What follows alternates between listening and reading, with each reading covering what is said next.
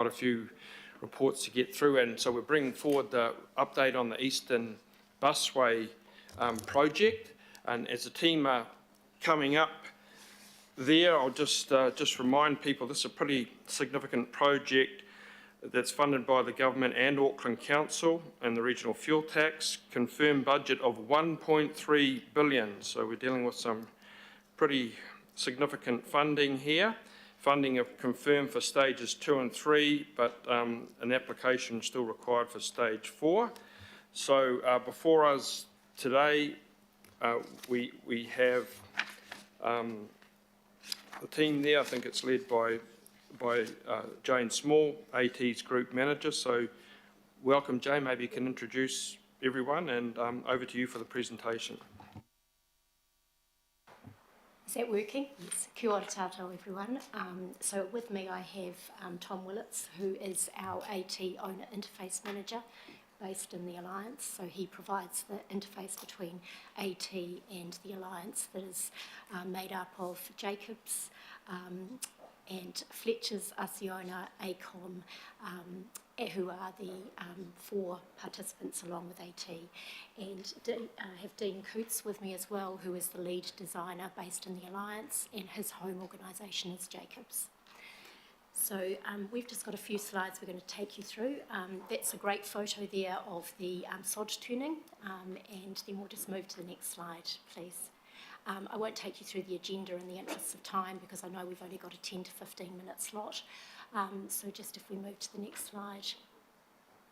So just to set the context for the Eastern Busway, sort of building on the success of the Northern Busway, it provides a link to the east. So you'll see in blue that it connects the rail link at Panmure through to Botany Station with a dedicated busway.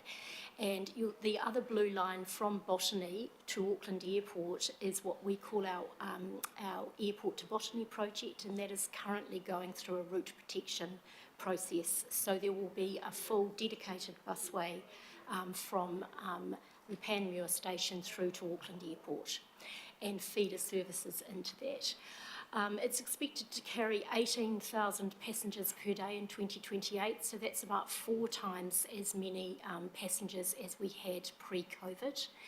And in terms of carbon, there's an annual reduction of around 2,000 tonnes of greenhouse emissions and a reduction of 7.5 million vehicle kilometres travelled, so quite a significant impact in that space, and that's by 2028. Just move on to the next slide.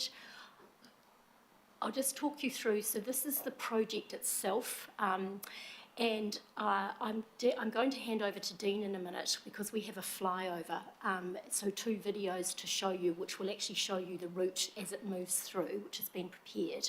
But the purpose of this slide is just to put it in context. So the first part from Pakuranga Town Centre through to just before the Edgewater station that you'll see there is what we refer to as EB2, and you'll see some reference to that as we move through the presentation. From Edgewater through to the eastern side of the Tarakau Bridge, and there is a new Tarakau Bridge that is dedicated just for the busway being constructed. That's what we refer to as EB3R, EB3 Residential. And then you'll see from the eastern side of the bridge there is a loop through Burswood, and it moves further forward to around Guy's Reserve, so just in that Huntington Park area, and we refer to that as EB3C, and then the next section is EB4I. So I'm going to hand over now to Dean, who will just take you through the flyover, and that will give you a better view of the project. Thanks, Jane. Hopefully someone can press the play button. Here we go. So what we're going to do here is just drop down onto Tarakau Drive, and behind us is Pakuranga Road, and this marks the transition from EB1 to EB2. So the start of the scope of the Alliance. On the left-hand side there, you'll see coming up is Pakuranga Station, servicing Pakuranga Town Centre and Reeves Road flyover in front of us. It's at this point the alignment of the busway changes. So from the left-hand side of the screen, buses come under Reeves Road flyover and will be central running from this point. From here, the flyover is just going to take a left-hand turn and we go into William Roberts Road. This is an extension of the existing William Roberts Road down onto Taraka Drive. And the purpose of extending William Roberts Road in this way is to allow us to close Reeves Road and construct the flyover.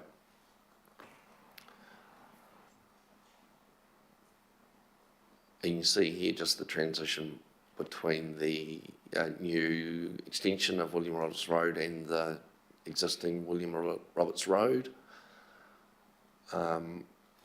Flyover will take us up here, and the road you can see near the top of the screen is Pakuranga Road. We'll just turn around to the left here and give you an idea of what it's like to travel on Reeves Road flyover. So Reeves Road flyover, a structure of approximately 550 metres long. We did a lot of work on this to value engineer it, change the structural form, straightened up the alignment, which you'll see here, which then means less impact on nearby properties, including Te Tui. And so pretty pleased with the outcome there in terms of reduced costs. From here, the flyover will take us round to the right, and you can see it drops down onto the southeastern arterial. The purpose of the Reeves Road flyover is to effectively grade separate the intersection at Reeves Road, and that allows better reliability for the bus services. It also helps reduce traffic around Pakuranga Town Centre.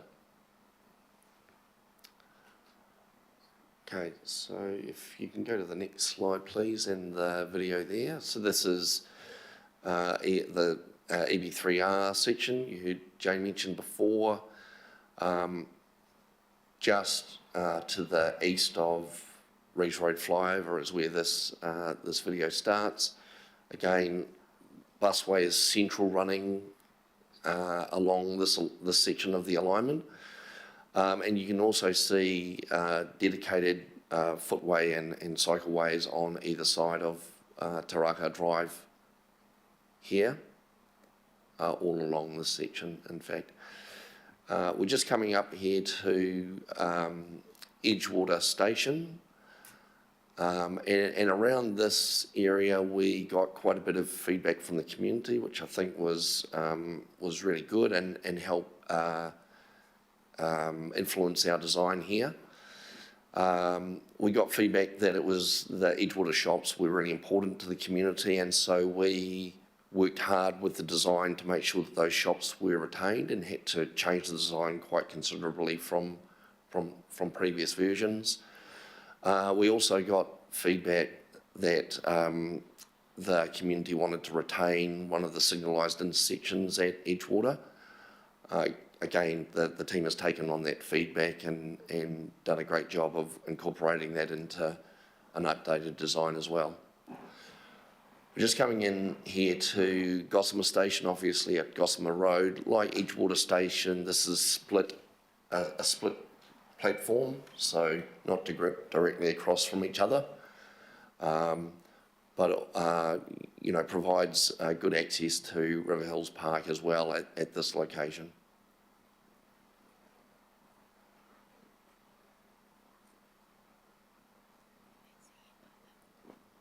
And that's it for the fly-throughs. So just in terms of the project benefits, I've outlined there around the public transport uptake and also the carbon benefits, but the key thing is it's a reliable 40-minute trip into the city. One of the other things that we are particularly proud of and have been working really hard on is the relationship that we have with Eki Panuku. So we have been working on the use of the residual land that is acquired for the purposes of the busway to ensure that that land will be ready for development as soon as the busway is finished, or even during the busway construction, and various things like access to the residual land, services, that type of thing, has been taken into consideration as we build the busway. And we have a dedicated person from Eki Panuku who sits within the Alliance to ensure that that's happening. The reduced congestion is particularly important for Aucklanders, and that's where the Reeves Road flyover comes in. And the other key benefit is the 12 kilometres of walking and cycling facility that is being provided at the same time as the Alliance. I won't take you through the other benefits, you'll see them there, the increase in mode share and the access for more people. Just if we move to the next slide, a brief outline of the construction timeline. So at the moment, work has commenced on the extension of the William Roberts Road, and the key reason for that taking place first is to enable the Reeves Road to be closed, and so that the Reeves Road flyover can be constructed. And Tom will take you through the construction program later in the way it's been staged to ensure that there's the least amount of disruption for people who are using the network during the construction period. In 2024, so Reeves Road is planned to be closed at the end of this year, and then construction of the flyover will start in 2024. And during 25 to 27, the work will continue sequentially down towards the Botany Town Centre. Just in terms of the final part, which is what we refer to as EB4, currently the busway will finish, so a dedicated busway will finish around the Guys Reserve, and there will be a bus lane that runs from that point into the Botany station, and the existing bus stops in Botany will be utilised, but they will be slightly upgraded, and until such time as there is funding available to complete the rest of the busway. Just in terms of construction progress, we just move to the next slide. Again, I won't spend too much time because we've talked on this, but it's just to update the committee as to, so the stormwater upgrades are currently occurring, and this is work that we're doing in conjunction with Watercare and with Healthy Waters. So the stormwater works, the Watercare works that are currently taking place are the increase in size of the Howick Loop Main, so that's been done at the same time as the busway. Obviously, I've talked through the William Roberts Road extension, and just in terms of 2024, the Reeves Road closure, and then you'll see that those various roads will be progressively opened and as throughout that year. So that's just the construction program there. I'm just going to hand over now to Tom, who's going to talk you through the way in which it's been staged. Next slide. Oh yes, actually, sorry, I forgot this one. So this is just an artist's impression of the Reeves Road flyover, and we will refer afterwards, but we are working at the moment with our mana whenua partners around the designs for that, because of course a flyover is, from an urban design perspective, there can be difficulties with what occurs underneath it, and the environment that creates. So there is a lot of work being put into what that will look like, and mana whenua are working with us very closely on that to ensure that it is an area that is attractive and remains attractive to the community and is able to be utilised. Oh, I've got budget. Okay. So just in terms of the budget, I'll take you quickly. Now this budget is what is currently contracted. So we are operating with what we call two TOCs, or total outturn costs. We have negotiated the first one, and the cost of that is 616. It does say there plus 10.7. Actually, the 616 million includes that extra 10. So the total contracted amount with the Alliance at the moment is that 616. We have spent 77 million so far. That is just within the contract cost. We have also spent around $130 million on land, and there are some additional costs related to AT in the larger figure that has been spent to date. Currently, we are tracking within the budget, but mindful that we are at the beginning of the project. But at the moment, we are working very well within our budgets. Just if we can move to the next slide, just to give you an idea of the acquisitions that have taken place. We had nearly 200 properties to acquire, which we commenced at the beginning of last year. Currently in EB2, we have just 3 property interests to acquire. We have acquired all of the land for EB3R, and we have 12 properties left for EB3C, so that's the section that runs around the back through Burswood there.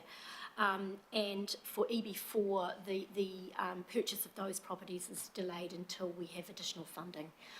But the property program has been working very well. It's fair to say that the current property market has been very much in our favour. So, and I'll just pass you over, finally we'll pass you over to Tom. Thanks, Jane. Morena all. One of the benefits of working within the Alliance delivery model is that we can set key results areas to really focus on what's important to the project. One of which being customer experience for Eastern Busway Alliance. And the focus of that, or one of the key focuses of that customer experience KRA, is to reduce disruption as much as possible on local stakeholders, road users, local businesses, people in the community. So we've done quite a lot of work on the construction strategy with that in mind.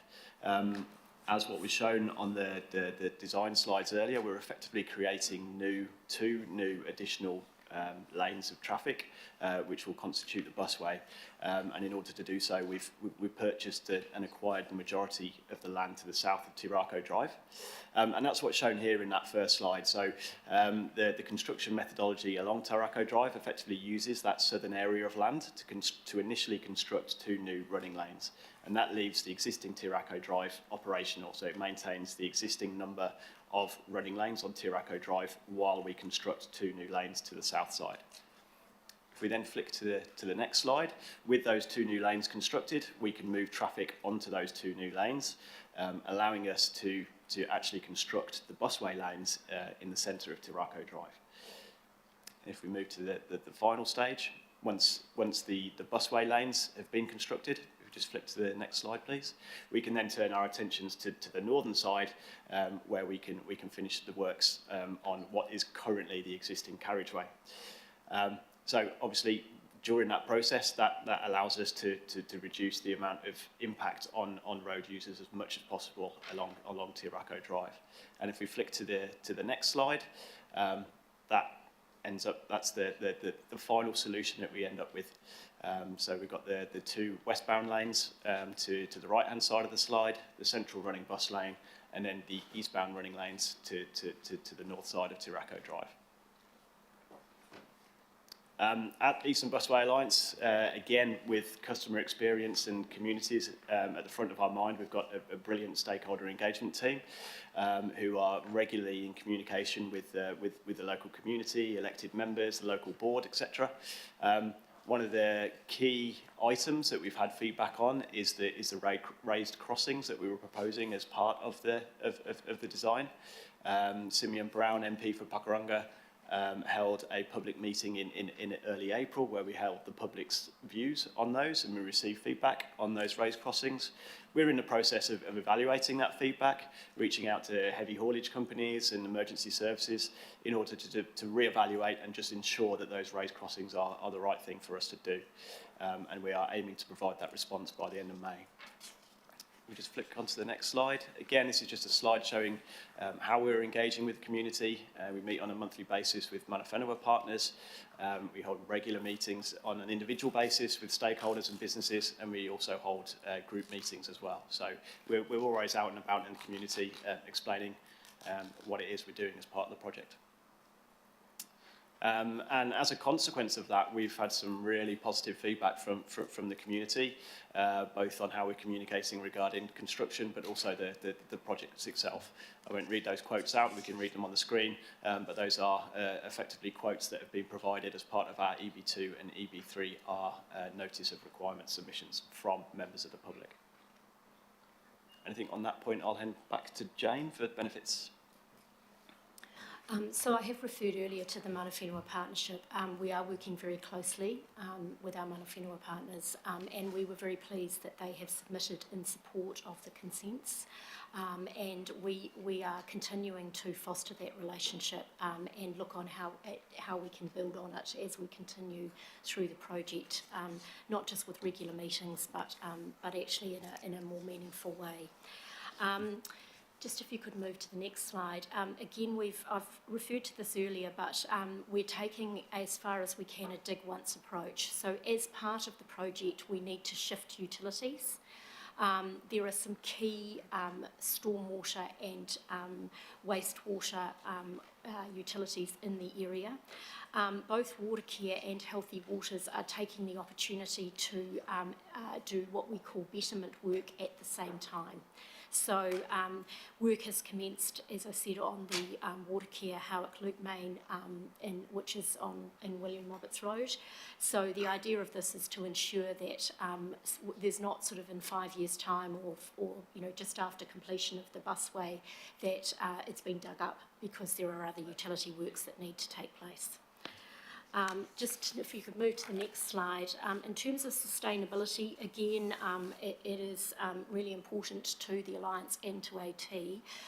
In the removal of the houses, we have managed to relocate a number of the properties, not demolish them, and a significant 59.4% of the waste stream has actually been sent to and utilised for other projects. So things like hot water cylinders, wooden floorboards, windows, all of that type of thing has been utilised through a company that is able to on-sell that type of material. And just in terms of the fuel, in terms of fuel consumption, there are various initiatives across the Alliance to ensure that electric vehicles are being utilised to the extent that they can be, and there is a lot of work that's done within the offices that are occupied by the Eastern Busway to ensure that we are meeting our sustainability targets, and we are working towards an ISCA rating for the project. I'm just going to hand over for the last slide to Dean, and this relates to the safety improvements that have been achieved through the progressive design of the project. And Dean, if you just want to take them through that. Thanks, Jane. So what this shows is the outcome of measuring safety using a safe system assessment tool. This graph breaks the alignment up into different sections and plots the safety improvements as we go through the design. Lower scores is what we are after. The blue bars on the left of each section are the existing corridor out there at the moment, and the yellow bars to the right on each section are the existing design. What you can see from this is a decrease in the risk, in the safety risk, compared to when you compare the existing corridor as it is now to the new design that we'll have when it's fully open. And what this does is demonstrates the reduction in safety risks for all transport users along the corridor. One of the outcomes I'm most proud of about how we've developed the design. Thank you. That's the end of our presentation. So any questions? Yeah, sure. So thanks very much, Jane, Tom and Dean. And I should have just mentioned before, with this project and also with the Watercare presentation, Barry Potter is attempting to arrange site visits for councillors that are interested to pick in a number of the projects that we see in the committee. So our questions, we've got a few here. Councillor Turner, Simpson, Williamson and Councillor Foley. Thank you, Mr. Chair. Just about the safety and all that sort of stuff. I note again bus stops in the middle of the road system, and I'm very conscious of Te Aratu and the northwestern busway, which is even more sort of condensed. We talk about grade separation. We talk about the challenge between the different ways of travel. I see no evidence of underpasses there, so that you get your pedestrians out of conflict with the vehicles. Is this not, because it's a new thing, is it not a good time to do that? Yeah, thanks for the question, and you raise a good point. That is one of the options that, not necessarily underpasses, but the overbridges are an option that was considered in terms of keeping people safe, getting them to the stations. There's some significant cost implications for that, and also has some impact on land adjacent to the corridor. And so the solution that we arrived at was the raised tables that you saw in Tom's slide, and they are positioned specifically around the stations to make sure that people can access the stations on signalised intersections with traffic slowing, so reducing the safety risk. Surely in a multi-billion-dollar thing like this, the raised tables, which are quite costly in themselves, we're affecting the safety a percentage you could achieve by making that compromise, and we're also affecting the efficiency of the vehicle travel for private vehicles. Yes, so just to add to Dean's comments, there has been a full analysis of this done. Raised tables are the recommended safety improvement. In terms of the impact on vehicular travel, it's around 8 seconds from a raised table. And the issue that we have with underpasses is that there are real concerns from a safety perspective. People tend not to use them. So you find that they are crossing the road regardless, because actually, particularly for women and other more vulnerable users, they're not well lit. They can attract undesirable elements that are not very savoury. And overpasses, Dean's referred to the cost, but actually the key thing is too around accessibility. And there's also a visual impact in that environment. So going forward, this environment will be quite different. There will be many people coming out and crossing the roads from the stations. And so the team has spent quite a lot of time looking at the balanced safety approach for the corridor, and the 3 raised tables that are proposed at the moment are considered to be the best solution for this environment, particularly looking at what it will look like in the future. Okay. Councillor Simpson? Thanks, Chair. Look, thank you very much for your very detailed presentation. My question is about the Rees Road flyover, because Te Tuhi is part of our Contemporary Art Foundation CCO, and obviously you know that there is a Michael Perekowhai sculpture there. Can you confirm that you're talking to the stakeholders around that, including the gallery, and that sculpture will be fine? Absolutely. I could refer to Tom because he deals with them on a daily basis, but we are working very closely with Te Tuhi, and in fact they have submitted in support of the consents, and there's been a lot of work done to where that sculpture will be relocated to in conjunction with them. Yeah, and in fact in the flyover we didn't point that out, but but you can see it. So yeah, just to add what Jane says, we're in regular contact with Te Tuhi almost on a daily, weekly basis, and that is one of the key topics for conversation, exactly where that will be relocated to, as well as all the other. Yes, it will. Yeah. Okay, thanks, Councillor Simpson. Councillor Williamson online. Thanks, Mr. Chairman. We'll take a couple of minutes with this because I've got quite a lot of questions. My history with this whole project dates back many years. First of all, congratulations for putting up the comment that we're really keen to see the Rees Road flyover come, and we certainly are.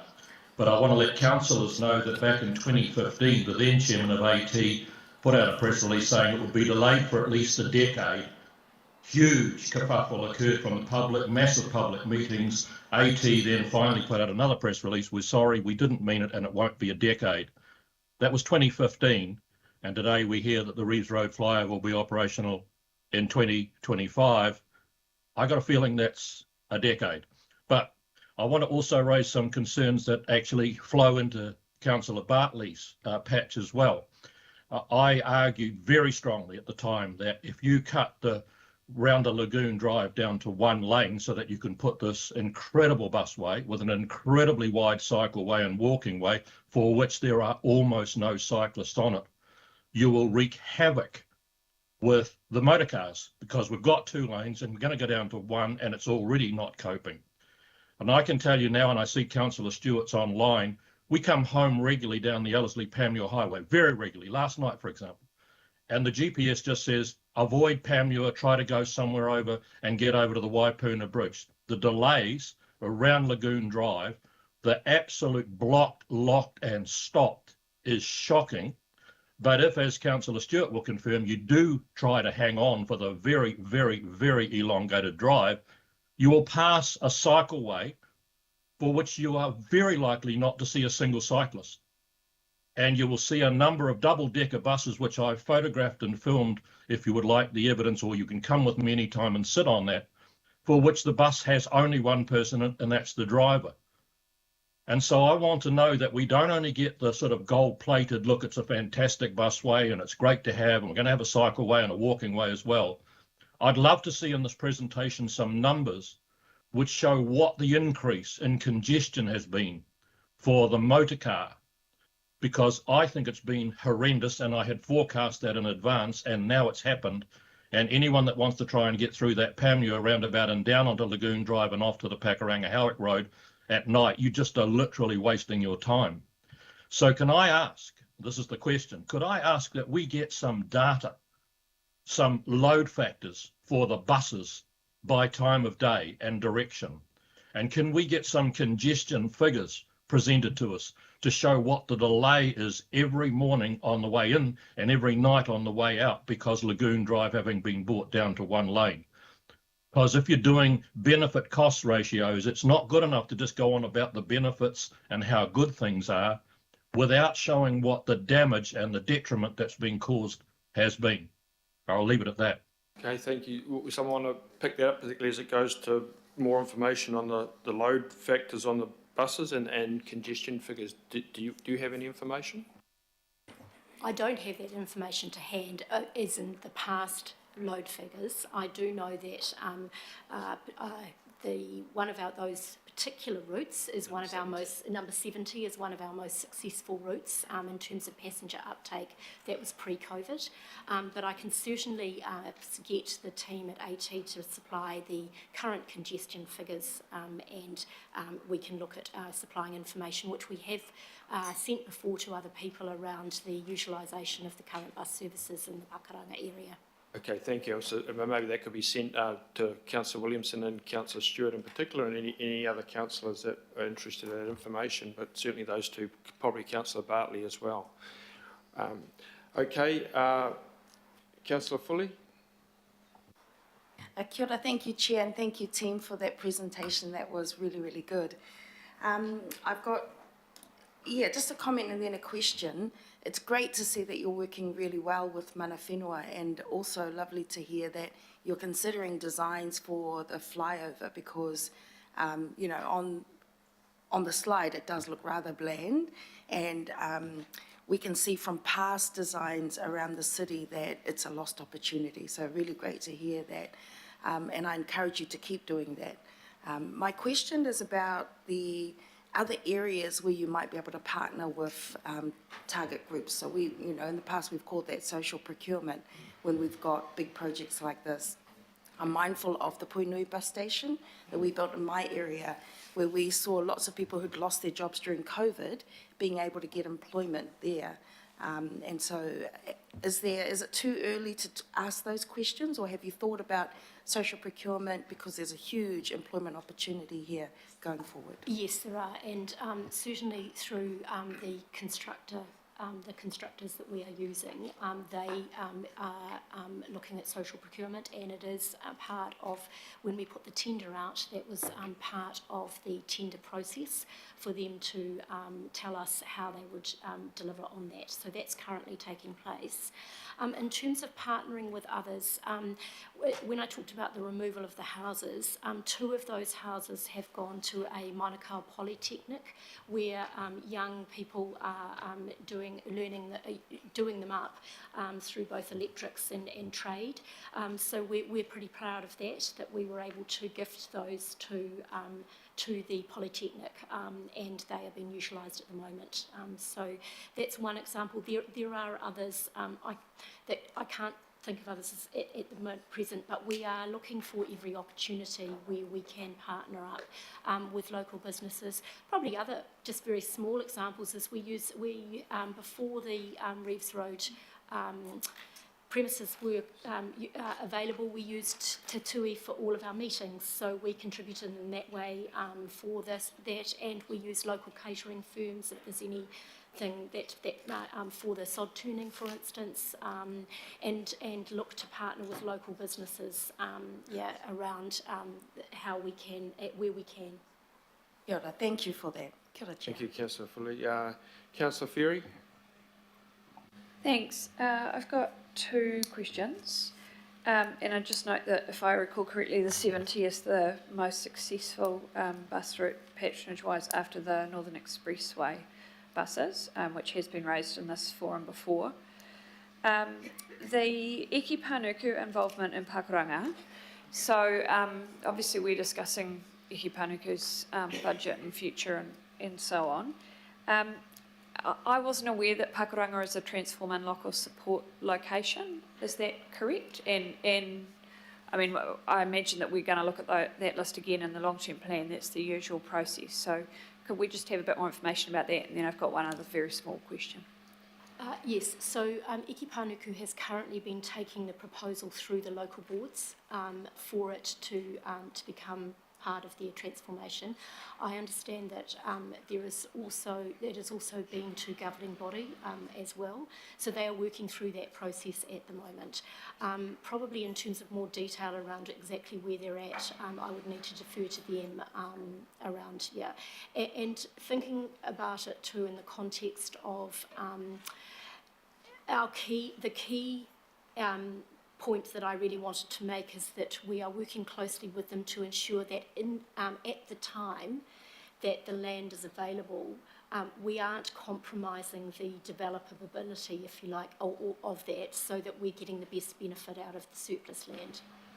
Thank you. I think that coordination role is incredibly valuable. I have some familiarity with the site and thinking about, for example, that big vacant building on the corner that's struggled for years and years. It'd be great to see that space activated. The other small question I had, the Deputy Mayor mentioned the Mako Parakowhai sculpture. There's also an early learning centre at the back of that building, and I just wondered if you're working with them, because obviously this will potentially be quite disruptive for them and be difficult for them, and it's a community-based one, be difficult for them to maintain enrolments during the construction. Thank you. Yes, absolutely. We are working very closely with them, and the works are being staged and sort of moved so that there isn't an impact on the drop-off and pick-up, and to the extent possible when they're immediately adjacent there to the noise, various noise conditions and things around the way in which that operates. There's quite a bit of night work being done there to avoid the daycare centre. Yeah. Okay, thank you. To the members that are online, we're constrained with our next item as a consequence of the meeting with the Minister, so we really need to try and get through this this item as quickly as possible. So if you really got a question to ask, could you make it pretty brief and succinct, please? And that goes to Councillors Darby, Bartley and Hills. Councillor Darby. Thanks, Chair. Yeah, just 2 questions. And I've got some feedback. Firstly, just to the team, I just want to acknowledge this presentation. It's a good refresher, very important project. Thank you to you all, and thanks for being champions for it along the way. Hey, can I just have a quick reply. Wasn't the Reeves Road flyover, and it was contentious, wasn't that locked in something like 2015, 2016? That's my first question. And then if you can go straight to the second, of course, this busway, its success is not just about building this infrastructure, it's about building complementary infrastructure that actually brings people to it, and that's walkways, cycleways, and bus networks that feed to it. So what visibility do we have over those other connections, those walk, cycle, and new network that will feed this big heavy lifter that is the Eastern Busway? So first question, Reeves Road, the date that it was locked in, and then the second on the complementary works, please. So I'm afraid the first question I can't answer. I think it could be 2015. It was pre my time at Auckland Transport, but I can find that answer for you. I don't think anyone of the three of us can advise on that, but I'll come back to you. The second thing is, yes, you're absolutely right that the connections, particularly the feeder networks, are fundamentally important, and those some of those are in place, but many are being developed to be ready for when the busway opens. You'll be aware that there is a dedicated walking and cycling network, but we are also, as we move through the project, looking at where we may need or there's an opportunity for further connections, particularly walking connections, into various businesses and other areas.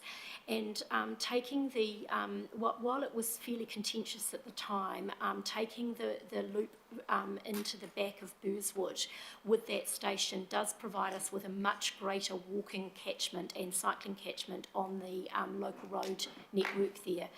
So as we move through, that is certainly something that the Alliance has been tasked with looking at, but also we at AT are looking at those connections as we move through the project. Thanks, good answer to that. Councillor Bartley?